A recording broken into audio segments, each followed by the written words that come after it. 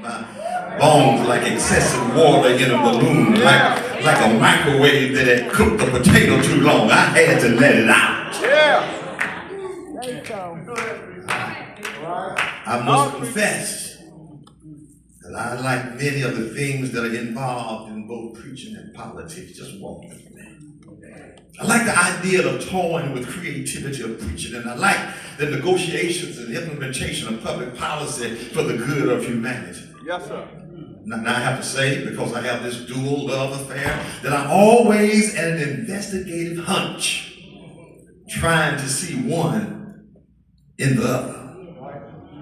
Can I just be real? When I was first elected to political office in 2010, well-meaning people in the political world began to tell me to watch out for the snakes, the cutthroats, the backstabbers, the liars, the turncoats, and the pretenders. I had to thank them for their advice. But I had to remind them that I had been in the church preaching since I was 16. And this would not be my first encounter with snakes and cutthroats and backstabbers and liars and turncoats and pretenders. They just had different titles.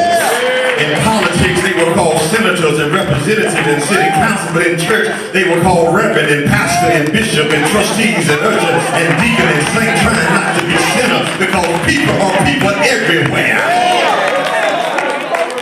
This brings me to this text because the news all over the past few weeks have had a word repeated that was not common on Main Street and in the local market, but now everybody, the PhD and the child care worker, talking about it. President Trump announced the word tariffs. That's the word, that tax charge on goods from other countries. Tariffs, that tariffs, that's it, that regressive tax that punishes the poor while the wealthy go around being unaffected. Tariffs, you know it, the percentage of makeup. Tariffs, you know it, what makes Republicans like Senator Collins and Rand Paul and Mitch McConnell and Murkowski aligned with 47 of the Democrats to tell Trump you ain't going, but so for tariffs, one could say an add on.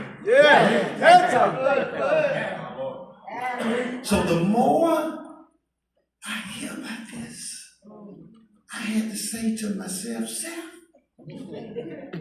that's it. That's the disconnect. That's what we have done with Jesus. Come on, Doc. Come on. Say so. We have placed tariffs on the master. Maybe that is why some folk, especially young folk, want to seek Jesus for themselves without involving the church. We have become, in the modern church, challenged to present Jesus raw and real. But it's got quiet now. We have presented Jesus with an add-on to make Jesus like us. Not imago Dei, in the image of God, but God in the image of us. Maybe we are more content with a blonde, blue-eyed, and gentle lamb-carrying Jesus than a person of color, muscular with dreads, fighting oppression in the street, speaking Spanish, and does not have citizenship in the United States.